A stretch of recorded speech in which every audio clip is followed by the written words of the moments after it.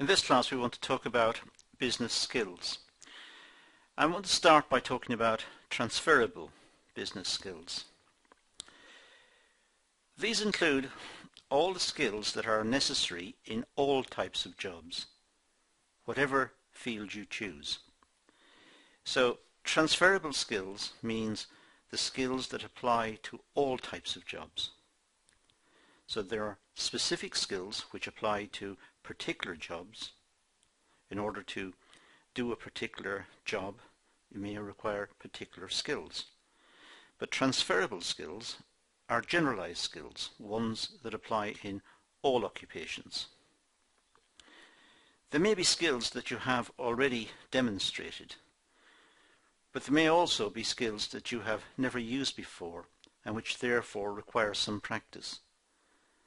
So transferable skills, although they apply to all jobs, there may be particular skills that you need to update and make sure you've got them in place. But they apply to all work. That's the point.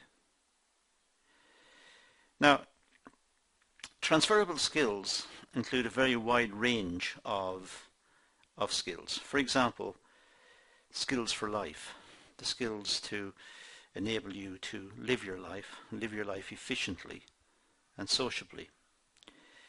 So it means being able to interact with people and being able to travel and being able to negotiate timetables and do all the functions that most people can do, and the skills that are required for everyday life. Being able to shop and have basic skills about the house and about your home, as well as the social skills and as well as the career skills, the job skills. So these are the wide set of skills we can imagine. But there are also vocational skills, skills that are required for working, timetable, meeting schedules, work ethic, being able to attend work on time, and being able to apply yourself whilst at work, and having the ability to perform the tasks that are required of you. Then there are technical skills, the skills to run certain machinery and being able to work with certain machinery and being able to undertake certain processes. These are technical skills, but skills nonetheless which may be transferable. It's the ability to know what's dangerous and what's not dangerous, and the ability to use rudimentary types of machinery that most people could pick up and use. It's the technical skills of how to negotiate the routines of the job, negotiate them in the sense of being able to perform them, the basic functions of the job. And these will be classified as the technical skills. There are work-related skills which are slightly different, which are wider, includes the skills to communicate effectively with other members of staff, other workers, the ability to pick up information and being able to work on the information, being able to assimilate the information, being able to analyze it and try to work out what's required. Try not to be a burden to the line manager. Try to be able to function independently and efficiently. So these are work-related skills. And being able to do some research. Individuals are good at getting information for themselves, by and large. So it's a question of being able to take an issue and research what can be done about it. The research may be within the company. Look at what happened in the past in a certain situation and try and work out likely courses of action or good courses of action that may be applied in the future based on past experience. or perhaps look online, or ask colleagues, perhaps ask colleagues who have encountered similar situations in the past, and be able to collect the information so that there is useful information available for yourself and for others facing particular situations. The computing skills. We're living in an era where computing skills seem to be required for many tasks.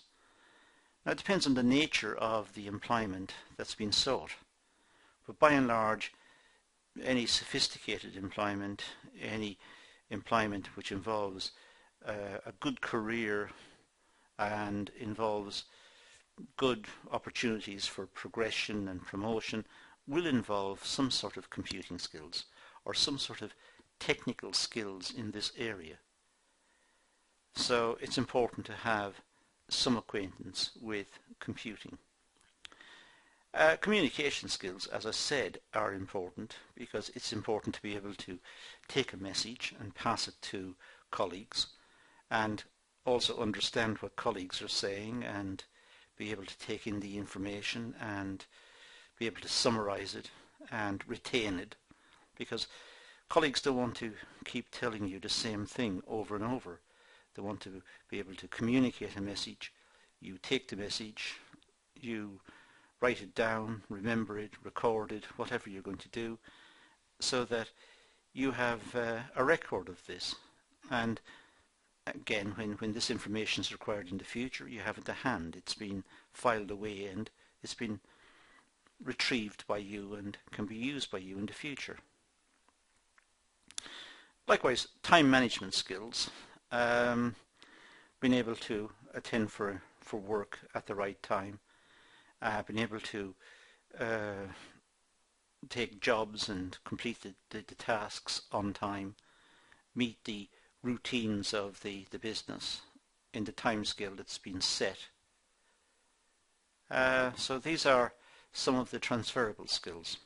Now, what I'm going to do in a lot of the remaining part of this session is to skip across these again to emphasize them and bring them back to mind. So I'm going to start with the skills for life, the first one, and just run through these again quite quickly, but just to reinforce what I've been saying. So the skills for life.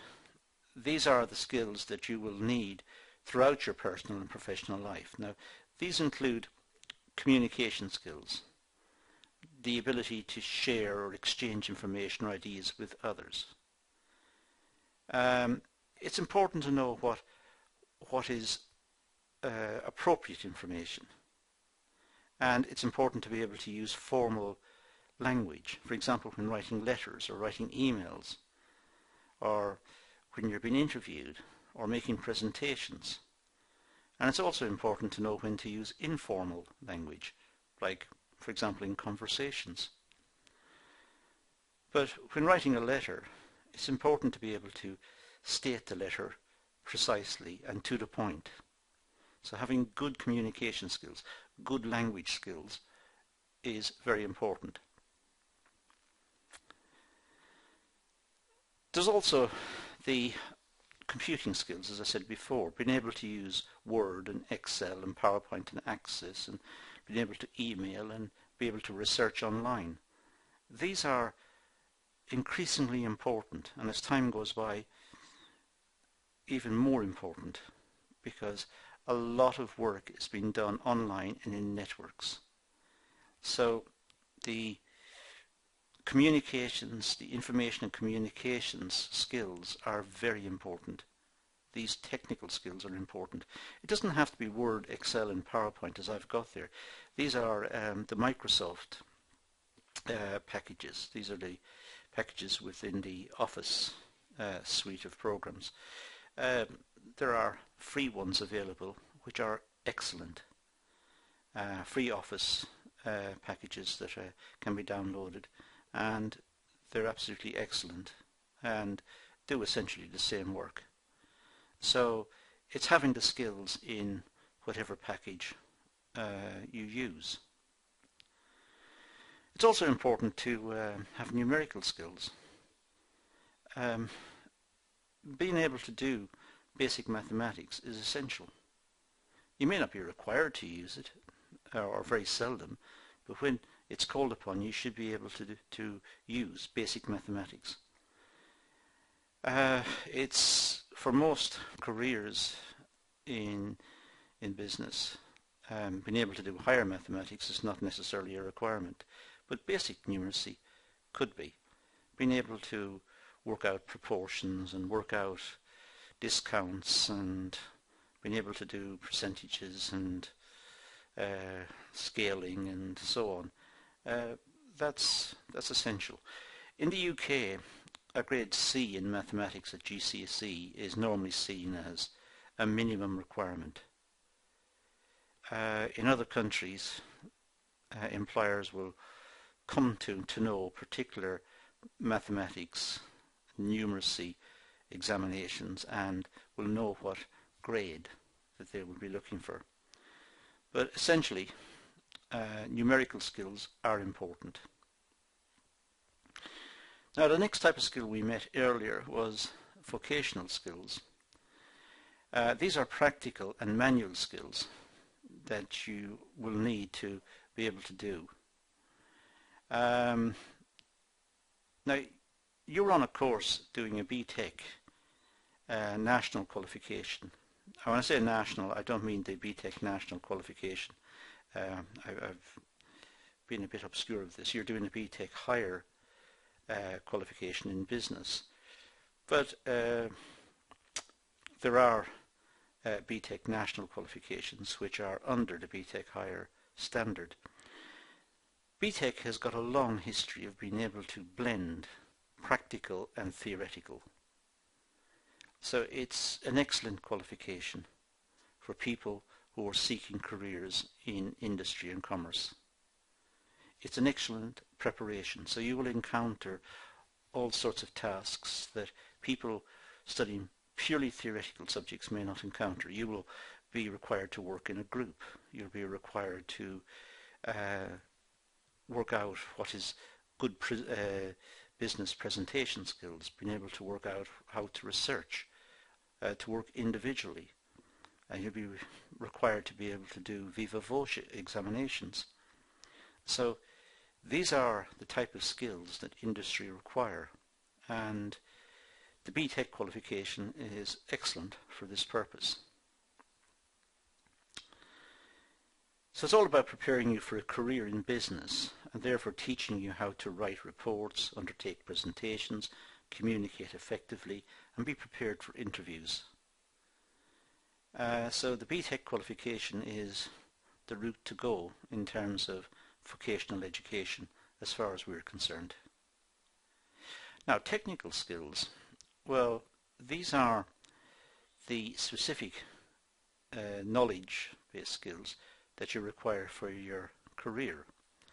They may include the ability to use graphic design software if your chosen career is in marketing and advertising, or the ability to use certain machinery if you choose a career in engineering.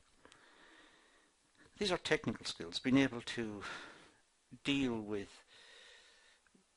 perhaps machinery or software, or being able to deal with the technicalities of particular situations. So it's a desirable skill. It's a transferable skill, because if you're able to use, let's say, the graphic design software, you may be able to work for any company in marketing or advertising who require those skills. So it's transferable, but it is technical. It's technical and transferable. You may have on-the-job training while you're at work. So some of the technical skills may be passed on to you when you get employment within a certain area. The company will tell you you need an expertise in a certain software package. Well, even though the company is training you, they're training you with a transferable skill. Should you leave the company and join a different company, perhaps one of its competitors, you have the skill that you've acquired whilst working for the first company. So technical skills may be transferable. And there are lots of colleges and short courses and online courses that offer computer programs and will identify particular skills and offer training in particular skills, and it's possible to gain access to these quite easily. Obviously it depends on where you live and depends on the time constraint and resource constraints, but there's more and more being made available online that's easy to access. Work-related skills, well, these are skills that employers are looking for in a candidate when offering a job. They are generally, I should say, those skills that you have never been taught. These are skills that you were never taught. They just come to you. They're problem solving. It's your ability to take a particular problem and being able to solve it. You're not being taught how to solve all the problems in the world. So when you're confronted with a problem in industry or in the office or in a particular engineering environment, you've got a problem, you try to solve it. So it's a work-related skill. Leadership is a work-related skill as well. And taking the initiative and working in a team, these skills seem to emerge in people over time. So work-related skills are not taught. You don't meet these at college or at school. You might meet them to some small extent. For example, in sport, you might have team playing, and some courses might require you to take initiative in certain ways, but it's not a very developed skill, nor is leadership in those environments. But in industry, it is important. So these skills emerge within the person over time. They're important in gaining and maintaining a job. You may find that you're asked in an interview or job application form to give an example of when you displayed these skills. So it's important to put yourself in a position where you are problem solving, where you're working for a company, there is a problem and you've come up with a solution, and the solution was adopted. And you can prove you came up with the solution, and you can prove that it was adopted. Don't invent it. Show a situation where you displayed leadership, or you took the initiative and tried to solve some particular issue. The research skills, well, being able to research effectively does not mean simply typing the word or phrase into a search engine and trawling through numerous links. It's not going on Google and just searching simply like that. Research skills are much more. And the following are a few tips when improving your research skills. Now, there are lots of videos on this course about research, different aspects of research, the types of research, research methodology. They come up in different modules. So depending which modules you've studied to date, you will have had a lot of exposure to these areas of research skill. But this is a different module, so let's just look at a few of the key points just to bring them back to mind here. Know exactly what you want to find out. It may sound silly, but you need to be very specific about your research. Otherwise, you'll find a lot of irrelevant information. So, know what you're looking for. That's the first part. Be very specific about what you're looking for. Don't just rely on the internet. Although lots of us use the internet as our first point of call, books can be just as useful. A local library is good. The The press might be good, papers might be good, magazines. There are lots of sources of information. Many industries produce a magazine for the industry. Companies may produce information, updates and newsletters. So there are many sources of information, not just the internet, although of course the internet is very important. And don't believe everything you read online. Web addresses give clues about the information. And generally speaking, if it ends in .edu or .ac.uk, it means that it is an education site and therefore valid. So be careful about what you read online. Make sure that the site that you're looking at contains accurate information. Many sites may produce either inaccurate information or badly researched information. The facts and the processes may not be well established, may not be reliable. And always include a bibliography for all research that you use in an assignment. Get into the habit of noting the URL for any website you use, along with the author, the title, the place of publication, the publisher, and the date of publication. Always give the source. Now, as I said, there are many videos and classes on research, research methodology, on research skills, research issues that are produced in other modules. So I'm not going to labour this one here. Just that's sufficient to say that there are issues that need to be looked at when we think about research. Time management skills. Well,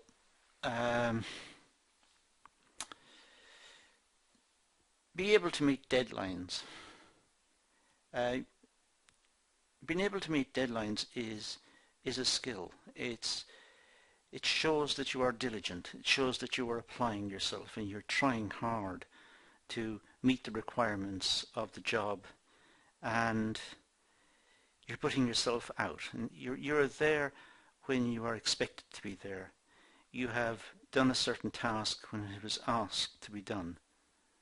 You've put the effort in. That's good time management.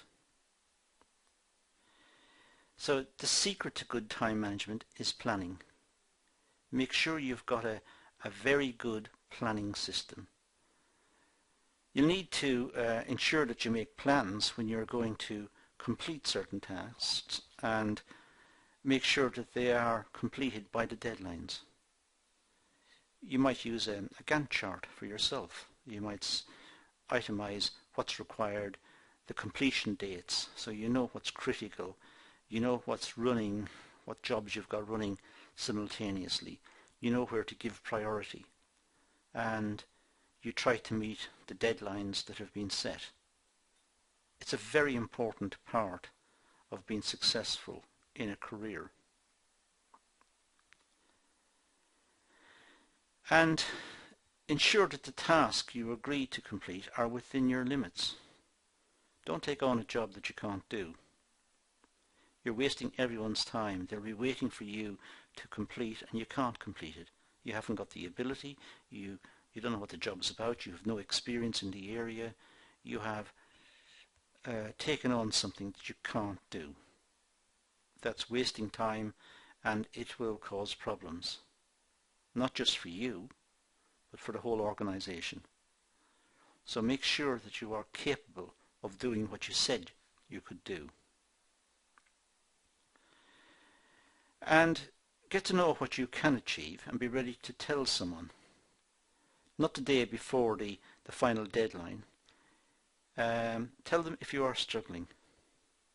So as you work through a task and you can see the deadline approaching and you're having problems, don't wait to the final minute to say you have problems.